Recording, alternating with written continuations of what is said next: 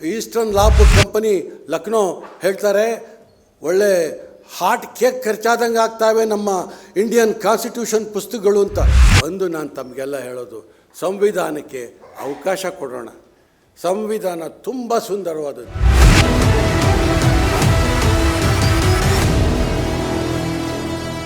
ಮೊದಲನೇದಾಗಿ ಅದ್ಭುತವಾದಂಥ ಈ ಬಹುರೂಪಿ ಬಾಬಾ ಸಾಹೇಬ್ ಮಾಡೋಕ್ಕೆ ಸಾಧ್ಯ ಮಾಡಿದ ಎಲ್ಲ ಥರ ಚಟುವಟಿಕೆಗಳು ಈ ಸೆಮಿನಾರ್ ಸೇರಿ ಮಾಡಿದಂಥ ಎಲ್ಲ ವ್ಯವಸ್ಥಾಪಕರಿಗೂ ಕರ್ನಾಟಕ ಸರ್ಕಾರ ಮತ್ತು ಇತರ ಎಲ್ಲ ಸಂಸ್ಥೆಗಳೆಲ್ಲರಿಗೂ ಗೊತ್ತಿದೆ, ರಿಪೀಟ್ ಮಾಡೋಕ್ಕೆ ಹೋಗಲ್ಲ. ನನ್ನ ವಂದನೆ ಮತ್ತು ಅಭಿನಂದನೆ. ನೀವು ಕೂಡ ಅದ್ರ ಜೊತೆಗಿದ್ದೀರಾ ಅಂತ ನನಗನ್ಸುತ್ತೆ. ತುಂಬ ಅದ್ಭುತವಾಗಿತ್ತು. ನಿನ್ನೆಯಿಂದ ವಿಚಾರ ಸಂಕಿರಣ ಮತ್ತು ಬೇರೆ ಎಲ್ಲ ಥರ ಚೆನ್ನಾಗಿತ್ತು.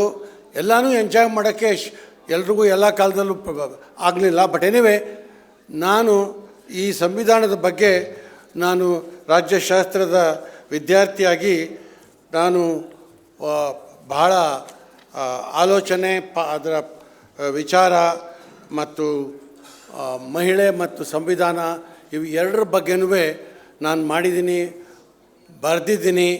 ಇತ್ತೀಚೆಗೆ ಒಂದು ಪುಸ್ತಕನೂ ರೆಡಿ ಮಾಡಿದ್ದೀನಿ, ಈಚೆಗೆ ಬರಬೇಕು. ಇದರ ಒಂದು ವಿಚಾರ ಅಂದರೆ, ನನಗೆ ನೋಡಿ, ಬೇಸಿಕ್ಕಾಗಿ ರಿಲಿಜನ್ ವರ್ಸಸ್ ಕಾನ್ಸ್ಟಿಟ್ಯೂಷನ್ ಇದು ಒಂದು ತುಂಬ ದೊಡ್ಡ ಕಾನ್ಫ್ಲಿಕ್ಟು. ಯಾಕೆಂದರೆ ಪ್ರತಿ ರಿಲಿಜನ್ನೂ ಒಂದು ಗವರ್ನಿಂಗ್ ಸಿಸ್ಟಮ್ ಅದು ಬೇಸಿಕಲಿ. ಅದೇನು ಹೇಳುತ್ತೆ, ಎಲ್ಲನೂ ಆಳವನು ದೇವರು, ಅವನಿಗೆ ಹತ್ತಿರ ಇರೋವನು ನಾನು,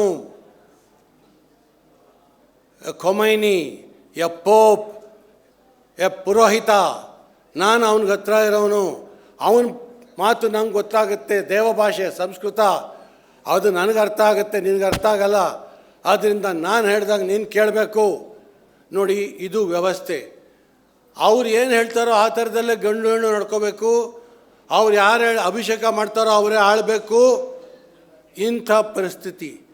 ಅದಕ್ಕೆ ವಿರುದ್ಧವಾಗಿ ಪ್ರಪಂಚದಲ್ಲಿ ಪ್ರಜಾಪ್ರಭುತ್ವ ವ್ಯವಸ್ಥೆ ಹುಟ್ಟುಕೊಂಡಿದೆ. ಮೊದಲು ಅರ್ಲಿಯಸ್ಟ್ ಸ್ಟೇಟನ್ನು ಟೆಂಪಲ್ ಸ್ಟೇಟ್ ಅಂತ ಕರೀತಾರೆ ಪೊಲಿಟಿಕಲ್ ಫಿಲಾಸಫಿ ಒಳಗೂ. ಮೊದಲು ಮನುಷ್ಯ ಟ್ರೈಬಲ್ ಸ್ಟೇಜಿಂದ, ಆ ಟ್ರೈಬಲ್ ಸ್ಟೇಜಲ್ಲಿ ಒಂಥರ ಡೆಮಾಕ್ರಸಿ ಇತ್ತು. ಸಣ್ಣ ಜನ ಒಟ್ಟಿಗೆ ಸೇರಿಕೊಂಡು, ಊರೊಟ್ಟಿಗೆ ಸೇರಿಕೊಂಡು ಏನಪ್ಪ ಮಾಡೋಣ ಅಂತ ಕೇಳ್ಕೊಂಡು ನಡೀತಾ ಇತ್ತು.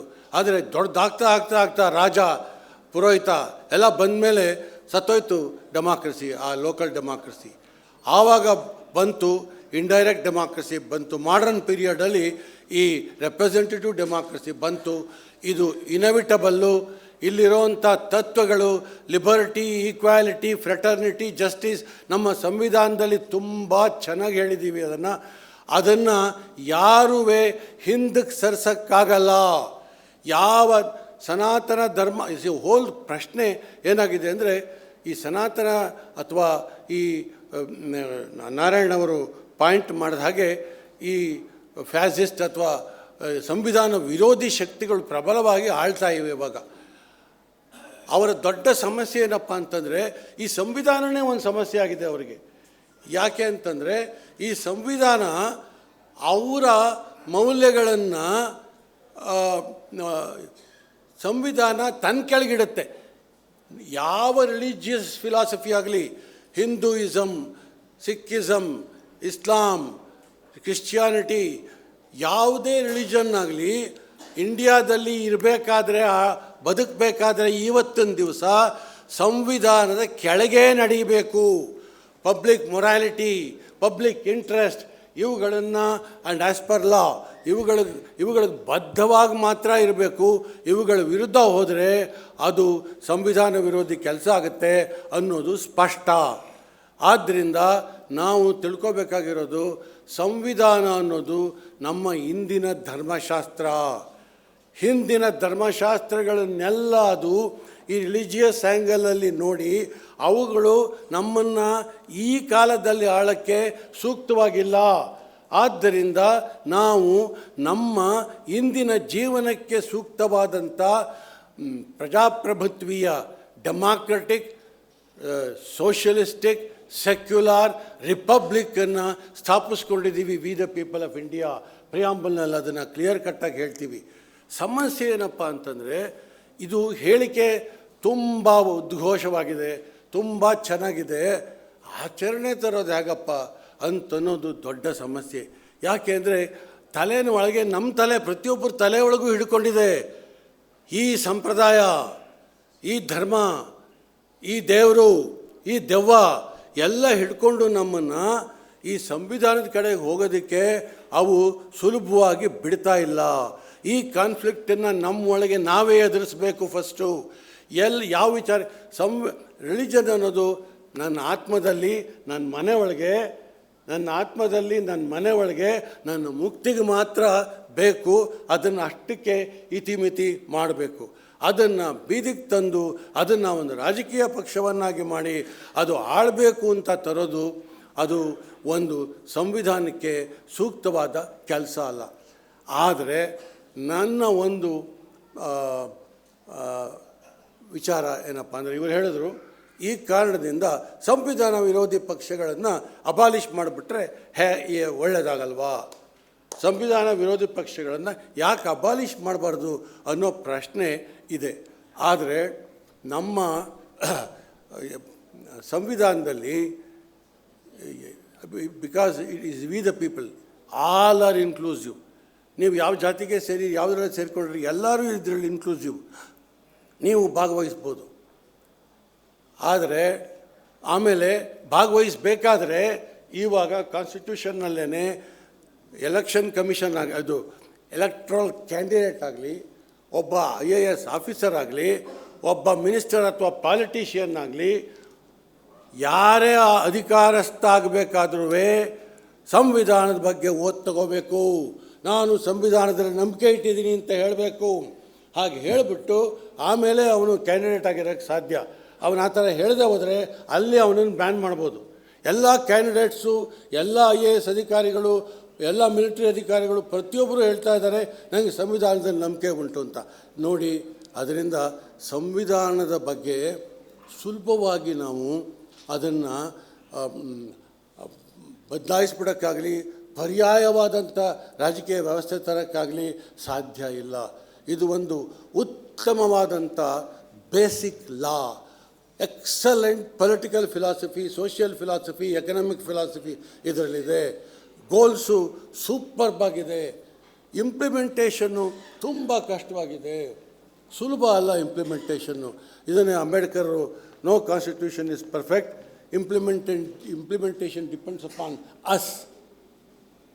Implementation depends upon us. We must get more and more educated about it and we must bring that into practice. ಅವ್ರು ಹೇಳಿದ್ರಲ್ಲ, ನಮ್ಮ ಮನೆಯೊಳಗೇ ಹೆಂಗಸರುಗಳಿಗೆ ನಾವು ಅವು ಸ್ವತಂತ್ರ ಕೊಟ್ಟಿದ್ದೀವ ಅಂತ ಮಾತಾಡಬೇಕು. ಎಷ್ಟೋ ಸತಿ ನಮ್ಮ ಮನೆಯೊಳಗೆ ನೀವು ಬರೀ political science, constitution, philosophy, fundamental rights ಭಾಷಣ ಮಾಡೋಕ್ಕೆ ಉಪಯೋಗಿಸ್ತೀರಾ, ಮನೆಯೊಳಗೆ ನಮಗೆ ಫ್ರೀಡಮ್ ಕೊಡಲ್ಲ ಅನ್ನೋ ಮಾತನ್ನು ಕೇಳಿದ್ದೀನಿ. ನಾನೇ ಕೇಳಿದ್ದೀನಿ. ಯಾಕೆ ಅಂತಂದರೆ ಒಂದು ಟ್ರೆಡಿಷನಲ್ ಗಂಡಸಾಗಿರಬೇಕು, ತಂದೆ ಅಂದರೆ ಹೀಗಿರಬೇಕು, ಗಂಡ ಅಂದರೆ ಹೀಗಿರಬೇಕು, ಹೆಂಡತಿ ಅಂದರೆ ಹೀಗಿರಬೇಕು. ಈ ಸಂಪ್ರದಾಯಸ್ಥ ನಡವಳಿಕೆಗಳು ತಲೆ ಒಳಗೆ ತುಂಬಿ ತುಳುಕಾಡ್ತಾ ಇವೆ. ಅದರಿಂದ ನಾನು ಏನೇ ಸಂವಿಧಾನ ಓದಿದ್ರು, ಪಾಠ ಮಾಡಿದ್ರೂ, ದಾರಿ ತರಬೇಕು ಅಂತ ಕಾತುರ ಕಳಕಳಿ ಇದ್ರೂ, ನನಗೆ ಸ್ವಲ್ಪ ನೀರು ಕೊಡಪ್ಪ, ನನಗೆ ಕಳಕಳಿ ಇದ್ರೂ ಅದನ್ನು ಒಂಥರ ಈ ಅರಿವಿಲ್ಲದೆ ಹಿಂದೆ ಇರೋ ಮೈಂಡಿನ ಒತ್ತಡದಿಂದ, ಸಂಪ್ರದಾಯದ ಒತ್ತಡದಿಂದ ನಾನೂ ಕೂಡ ಆ ಥರ ಮಾಡೋ ಪರಿಸ್ಥಿತಿನ ಕಂಡುಬರ್ತಾಯಿದ್ದೆ. ಅದರಿಂದ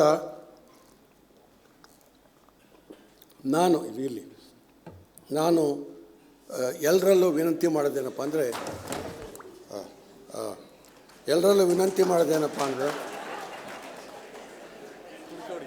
ಎಕ್ಸಲೆಂಟ್ ಎಸ್, ಒಳ್ಳೆ ಸಮಯದಲ್ಲಿ ಸೊಲ್ಯೂಷನ್ ಕೊಟ್ಬಿಟ್ರು. ಸೊ ನನ್ನ ಸಂವಿಧಾನ ಬಂಧನದಲ್ಲಿದೆ.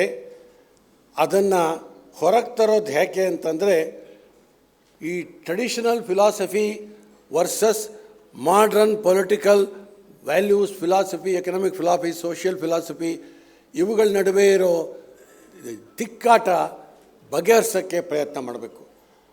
ಅದನ್ನು ಪ್ರತಿ ಹಂತದಲ್ಲೂ ಮಾಡಬೇಕು. ಅದು ಕಷ್ಟ. ಆದರೆ ನೋಡಿ, ಸುಲಭ. ಈ ದೇವರು ಅನ್ನೋದೇನು ಅಂತಂದರೆ, ಎಲ್ರಿಗೂ ನಮ್ಗೆ ಚಿಕ್ಕ ವಯಸ್ಸಿನಲ್ಲೇ ಇದು ಮಾಡಿಬಿಡ್ತಾರೆ. ಗಣಪತಿ ದೇವ್ರಿಗೆ ಕೈ ಮುಗಿಯಪ್ಪ, ಆಯಸ ಕೊಡಪ್ಪ, ಪಾಯಸ ಕೊಡಪ್ಪ, ದೇವರೇ ಕಾಪಾಡಪ್ಪ, ತುಂಬಿ ತುಳುಕಿ ಒಳಗಡೆ ದೇವರನ್ನ ನಂಬೋದು ನ್ಯಾಚುರಲ್ ಅಂಡ್ ಒಳಗಡೆ ತುರುಕೋಗಿದೆ. ಬಿಡೋದಿದೆ ನೋಡಿ ದೇವರನ್ನ ಅವನ ಸ್ಥಾನದಲ್ಲಿ. ನೀನು ಅಲ್ಲಿರಪ್ಪ, ಇಲ್ಲಿ ಬರಬೇಡ ನಮ್ಮ ಸಂವಿಧಾನದ ವ್ಯವಹಾರದಲ್ಲಿ ಅಂತ ಹೇಳಬೇಕಾದ್ರೆ, ಅಂತ ಹೇಳೋ ಶಕ್ತಿ ಸಂವಿಧಾನದಲ್ಲಿ ಬರಬೇಡ ನೀನು ಅಂತ ಹೇಳೋ ಶಕ್ತಿ ಇಲ್ಲಿ ಬರಬೇಕು. ಆ ತಿಳುವಳಿಕೆ ಅದು ಯಾಕೆ ಅವನಿಲ್ಲದೆ ಹೋದ್ರೂ ದೇವರು ದೆವ್ವ ಇಲ್ಲದೇನೆ ಭಾರತದ ಸರ್ಕಾರ ನಡಿಬಹುದು, ಪ್ರಜಾಪ್ರಭುತ್ವ ನಡಿಬಹುದು. ಅವನಿಲ್ಲದೆ ಹೋದ್ರೂ ಇಂಡಿಯಾ ನಡಿಬೋದು. ಯಾಕೆ ಕಾರಣದಕ್ಕೆ ಮೂಲ ಕಾರಣ ನಮ್ಮ ಸಂವಿಧಾನ ಬರೀ ಗುರುಗಳನ್ನು ಮಾತ್ರ ಹೇಳಿಲ್ಲ, ಗುರುತರವಾದ ಒಂದು ಉದ್ದೇಶಗಳನ್ನು ನಮ್ಮ ಮುಂದೆ ಇಟ್ಟಿದೆ. ಇದು ನಿಜವಾಗ್ಲೂ ನಡೀತಾ ಇದೆಯಾ? ಸಂವಿಧಾನ ಬಿದ್ದಿದೆಯಾ? ಬಂಧನದಲ್ಲಿದೆಯಾ? ನಾನು ಒಪ್ಪಲ್ಲ. ಯಾಕೆ ಅಂದರೆ ಸಂವಿಧಾನ ಜಾರಿಗೆ ಬಂದು 75 ವರ್ಷ ಬದುಕಿದೆ, ಒಂದಲ್ಲ ಎರಡಲ್ಲ. ಇದು ತುಂಬ ದೊಡ್ಡ ವಿಚಾರ. ಸುತ್ತಮುತ್ತ ಪಾಕಿಸ್ತಾನ, ಬಾಂಗ್ಲಾದೇಶ, ಬರ್ಮಾ ಹತ್ತೋಗೋ ಕಾನ್ಸ್ಟಿಟ್ಯೂಷನ್ಗಳು ಹುಟ್ಟಿದ್ದಂಗೆ ಸ್ವಲ್ಪ ವರ್ಷಗಳಲ್ಲಿ ಇಂಡಿಯಾದಲ್ಲಿ ಬದುಕಿದೆ.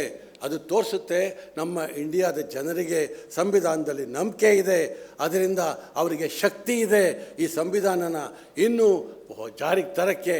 ಅದರಿಂದ ಇದನ್ನು ನನ್ನ ಅನಿಸಿಕೆ ಏನಪ್ಪ ಅಂದರೆ, ಈ ಸಂವಿಧಾನದ ತಿಳುವಳಿಕೆ, ಅರಿವು ಇಲ್ಲಿ ಬರಬೇಕು, ಪ್ರೀತಿ ಇಲ್ಲಿ ಬರಬೇಕು. ಇದು ನಿರಂತರವಾಗಿ ಹೆಚ್ಚಬೇಕು. ಅವರು ಹೇಳಿದ್ರು ಇದನ್ನು ಒಂದು ಮೇಜರ್ ದಾರಿ ಇದು ಬಿಟ್ಟುಬಿಟ್ಟು ಇನ್ಯಾವ ಗುಂಡು ತೊಗೊಂಡು ಎಲ್ರಿಗೂ ನಮ್ಮ ಸಂವಿಧಾನದಲ್ಲಿ ನಂಬಿಕೆ ಇಡಬೇಕಲ್ಲ, ಶೂಟ್ ಮಾಡಿಬಿಡ್ತೀನಿ ಅಂತ ಹೇಳೋಕ್ಕಾಗುತ್ತಾ? ನಾವು ಯಾರನ್ನಾರು ಹೇಳೋಕ್ಕಾಗುತ್ತಾ? ಬೇಡ್ರಪ್ಪ, ದಯವಿಟ್ಟು ಬನ್ನಿ, ಎಲ್ಲ ಬಿಟ್ಟು ನಾವು ಒಂದು ಜಸ್ಟ್ ಸೊಸೈಟಿ ಕಟ್ಟಬೇಕಾದ್ರೆ ಓಪನ್ ಸೊಸೈಟಿ ಮೂಲಕನೇ ಸಾಧ್ಯ, ನಾನ್ ವೈಲೆಂಟ್ ಸೊಸೈಟಿ ಮೂಲಕನೇ ಸಾಧ್ಯ. ವೈಲೆಂಟ್ ಸೊಸೈಟಿ ಮೂಲಕ ಸಾಧ್ಯ ಇಲ್ಲ. Fascism violent method, dictatorial method, and theocracy ಅಂದರೆ ದೇವರ ಆಳ್ವಿಕೆ, ಕೊಮ್ಯುನಿಗಳ ಥರ ಆಳ್ವಿಕೆ, ಬರೀ ವೈಲೆಂಟ್ ಮೆಥಡ್ಡು. ಅವುಗಳಿಂದ ಯಾವ ಸ್ವತಂತ್ರನೂ ಜನಗಳಿಗೆ ಉಳಿಯಲ್ಲ. ಹೆಂಗಸರಿಗಂತೂ ಅಲ್ಲಿ ಉಳಿದಿಲ್ಲ. ನಮ್ಮ ದೇಶದಲ್ಲಿ ಸ್ವಲ್ಪನಾರು ಶುರುವಾಗಿದೆ ಅಲ್ವಾ ಹೆಂಗಸರಿಗೆ ಸ್ವತಂತ್ರ ಬರೋಕ್ಕೆ, ಸ್ವತಂತ್ರ ಅನುಭವಿಸ್ತಾ ಇದ್ದೀವಲ್ವ, ನಡೀತಾ ಇದೆ ಅಲ್ವಾ. ಪೂರ್ಣ ಬಂದಿಲ್ಲ, ಯಾವುದು ಪೂರ್ಣ ಇಲ್ಲ, ಯಾವುದು ಪರ್ಫೆಕ್ಟ್ ಆಗಲ್ಲ. ಇದು ಒಂದು ದೊಡ್ಡ ದಾರಿ, ನಿಧಾನವಾದ ಹೆಜ್ಜೆ. Sometimes 2 step forward, 1 step backward. Adjust ಮಾಡಿಕೊಂಡು ಮುಂದಕ್ಕೆ ಹೋಗಬೇಕು. ಇಂಡಿಯಾ 75 ವರ್ಷ ಆ ಥರ ನಡೆದಿದೆ. ಪ್ರಜಾಪ್ರಭುತ್ವ ಬೇರೂರಿದೆ. ಸ್ವಾತಂತ್ರ್ಯನೇ ನಮಗೆ ಸಂವಿಧಾನದ ಬಗ್ಗೆ ಪ್ರತಿಯೊಬ್ಬರಿಗೂ, ನಮ್ಮ ದಲಿತರಿಗೆ ಸಿಕ್ಕಿರೋ ಸ್ವಾತಂತ್ರ್ಯ, ನಮಗೆ ದಲಿತರಿಗೆ ಸಿಕ್ಕಿರೋಂಥ ವಿಶೇಷ ಅವಕಾಶಗಳು, ನಮ್ಮ ಮಹಿಳೆಯರಿಗೆ ಸಿಕ್ಕಿರೋಂಥ ಶಕ್ತಿಗಳು ಸಂವಿಧಾನದ ಮೂಲಕ, ಇವುಗಳು ತಿಳುವಳಿಕೆ ಬಂದಾಗ ಎಂಥ ಒಳ್ಳೆಯದಪ್ಪ ನಮ್ಮ ಸಂವಿಧಾನ. ಯಾವ ಮನುಧರ್ಮಶಾಸ್ತ್ರದಲ್ಲಿ ಇಲ್ಲದೇ ಇರೋವಂಥ ಶಕ್ತಿ ನಮಗೆ ಬಂದಿದೆ ಈಗ. ಆದ್ದರಿಂದ ನಾವು ಇದರಲ್ಲಿ ನಂಬಿಕೆ ಇರಬೇಕು, ಬಳಸಬೇಕು. ಇದನ್ನು ಹೆಚ್ಚಾಗಿ ನಮ್ಮ ಜೀವನದಲ್ಲಿ, ನಮ್ಮ ಮನೆಯೊಳಗೆ, ನಮ್ಮ ಸಮಾಜದಲ್ಲಿ ಬೆಳೆಸಬೇಕು ಅಂತನ್ನೋ ಒಂದು ಬೆಳೀತಾ ಇದೆ. ಈಗ ನಿಜ ಇಂಪ್ರೂವ್ಮೆಂಟ್ ಹೇಗಪ್ಪ ಸಾಧ್ಯ? ಬೇಸಿಕ್ಕಾಗಿ ನಾನು ಹೇಳ್ತೀನಿ, ಯಾಕೆ ನಮ್ಮ ಸಂವಿಧಾನ ಇಂಪ್ಲಿಮೆಂಟ್ ಮಾಡೋಕ್ಕಾಗ್ತಿಲ್ಲ ಅಂತಂದರೆ, ಒಂದು ಈ ಗಾಡ್ ಸೆಂಟರ್ಡ್ ರಾಜಕೀಯ ಜೋರಾಗಿದೆ. ಗಾಡ್ ಸೆಂಟರ್ಡ್ ರಾಜಕೀಯ, ಸರ್ವಂ ರಾಮಮಯಂ,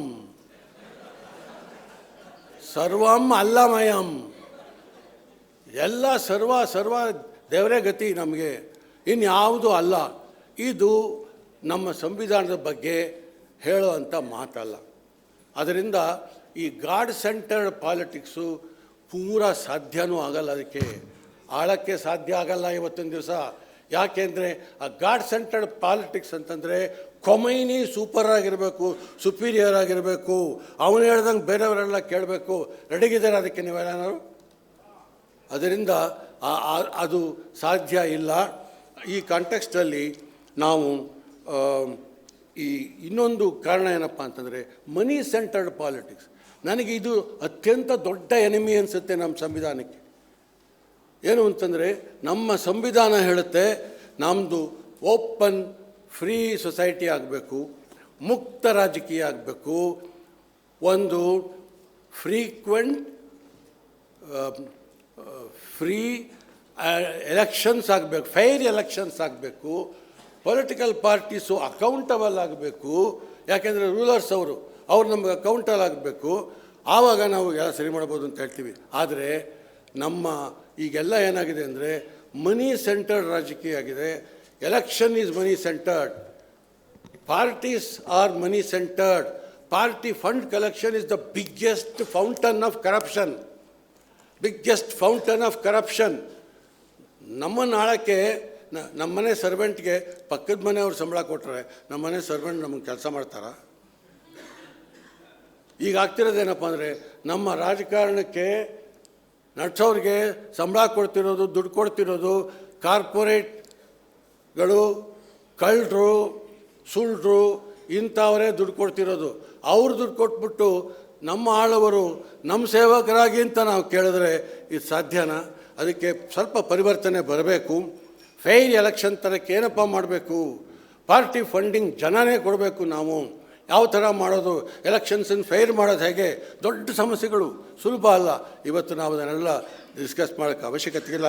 ನಾನು I am only indicating democracy. ನಮ್ಮ ದೇಶದಲ್ಲಿ ಇನ್ನೊಂದು ತುಂಬ ಜನ ಸಂವಿಧಾನದ ಬಗ್ಗೆ ಅರಿವು ಬಂದು ಇಂಡಿಯಾನ ಒಬ್ಬರು ಅಮೆರಿಕಾ ಡೇ ಅಂತ ಒಬ್ಬರು ಪೀಪಲ್ಸ್ ಕಾನ್ಸ್ಟಿಟ್ಯೂಷನ್ ಅಂತ ಒಂದು ಪುಸ್ತಕ ಬರೆದಿದ್ದಾರೆ. ಇಂಡಿಯಾದಲ್ಲಿ ಕಾನ್ಸ್ಟಿಟ್ಯೂಷನ್ ಪೀಪಲ್ಸ್ ಕಾನ್ಸ್ಟಿಟ್ಯೂಷನ್ ಆಗಿಬಿಟ್ಟಿದೆ ಅಂತಾರೆ ಅವರು. ಹೇಗೆ ಅಂತಂದರೆ ಇಂಡಿಯಾದಲ್ಲಿರೋ ಸ್ಟ್ರಿಕ್ಟು ಅಮೆರಿಕಾದಲ್ಲಿಲ್ಲ. ಮೊದಲನೇ ವರ್ಷದಲ್ಲೇ ಇಂಡಿಯಾದಲ್ಲಿ ಅಷ್ಟೊಂದು ರಿಟ್ಗಳು ಬಂತು.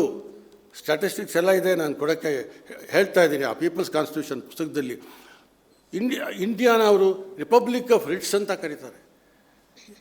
ತರಕಾರಿ ಮಾರೋನು ಫಸ್ಟ್ ಹೋದ ಕೋರ್ಟ್ಗೆ, ನನಗೆ ಲೈಸೆನ್ಸ್ ತಗೊಂತಾರೆ, ತಳ್ಳೋ ಗಾಡಿಯಲ್ಲಿ ನಾನು ತರಕಾರಿ ಮಾರ್ತಾಯಿದ್ದಾರೆ. ಆಗ ಹೇಳಿದ್ರು ಸುಪ್ರೀಂ ಕೋರ್ಟು, ಇಲ್ಲ ಅದಕ್ಕೆ ಫೈಜಾಬಾದ್ ಮುನ್ಸಿಪಾಲ್ಟಿಗೆ ಬೇಕಾಗಿಲ್ಲ ಅಂದರು. ಪ್ರಾಸ್ಟಿಟ್ಯೂಟ್ಸ್ ಹೋದರು, ನಮ್ಮ ಪ್ರೊಫೆಷನಲ್ಸ್ ಸೇಫ್ ಗಾರ್ಡ್ ಮಾಡಬೇಕು ನೀವು ಅಂತ.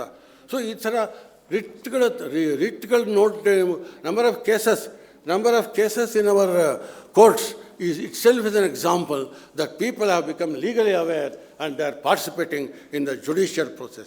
Electoral processನಲ್ಲಿ 98 ಕೋಟಿ ವೋಟರ್ಸ್ನಲ್ಲಿ 65% ಈ ಸತಿ 24ರಲ್ಲಿ ಭಾಗವಹಿಸಿದ್ದಾರೆ. ಅದರ ಪರಿಣಾಮ ಏನಾಯಿತು?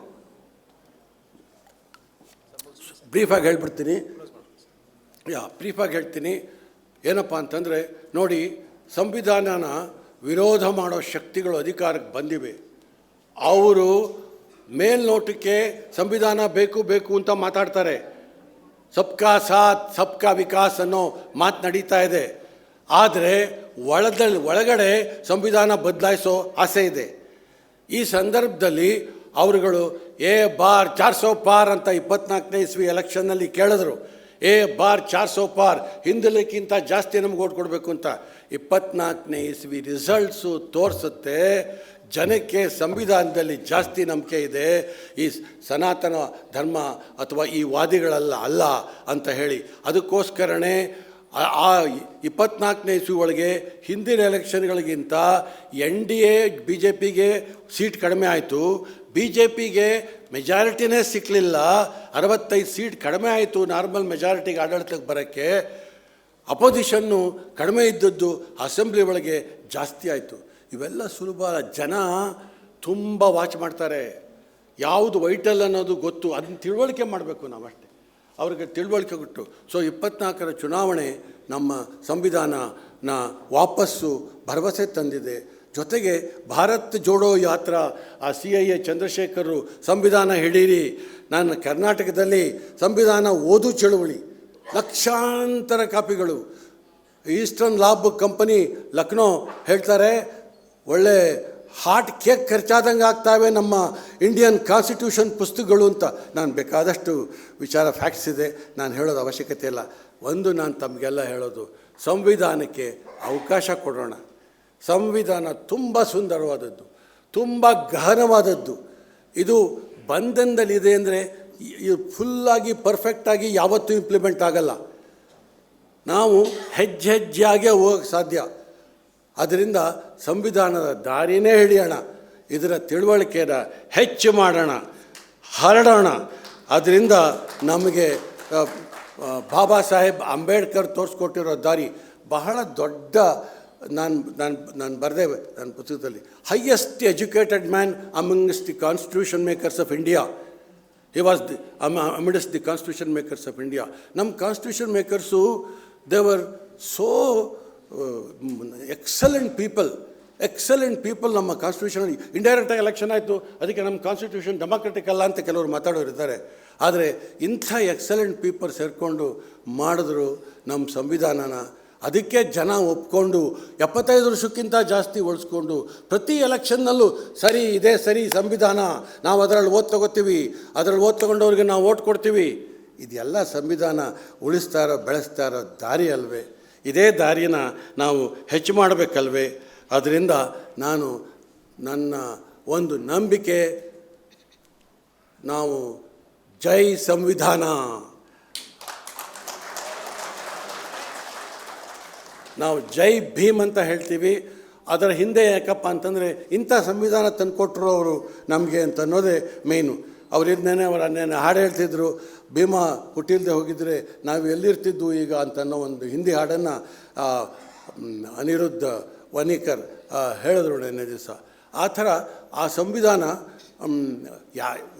ಯಾರೊಬ್ಬರಿಂದಲೂ ಒಂದು ದೇಶ ಆಗಲ್ಲ, ಯಾರೊಬ್ಬನಿಂದೂ ಒಂದು ಸಂವಿಧಾನ ಆಗಲ್ಲ. ಎಲ್ಲ ಸೇರಿ ಮಾಡಿರೋದು, ಎಲ್ಲ ಬುದ್ಧಿವಂತರು, ಹೃದಯವಂತರು, ದೇಶಕ್ಕಾಗಿ ದುಡಿದಿದ್ದವರು ಎಲ್ಲ ಸೇರಿ ಮಾಡಿದ್ರು. ಈ ಒಂದು ಬೃಹತ್ ಬಹುಮಾನ ನಮ್ಮ ವಿ ದ ಪೀಪಲ್ ಆಫ್ ಇಂಡಿಯಾಗೆ ಕೊಟ್ಟಿದ್ದಾರೆ. We the people of India should celebrate our constitution, safeguard and follow it. Thank you very much.